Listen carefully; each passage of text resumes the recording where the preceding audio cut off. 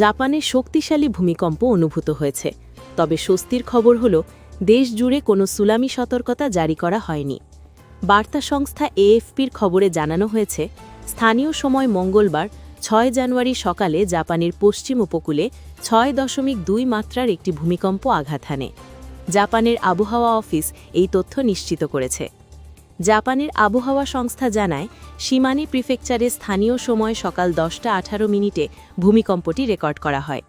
ভূমিকম্পের কেন্দ্রস্থল ছিল পশ্চিমাঞ্চলীয় উপকূলের কাছে, তবে এখন পর্যন্ত বড় ধরনের কোনো ক্ষয়ক্ষতি বা হতাহতের খবর পাওয়া যায়নি। অন্যদিকে মার্কিন ভূতাত্ত্বিক জরিপ সংস্থা USGS জানিয়েছে, ভূমিকম্পটির মাত্রা ছিল 5.8।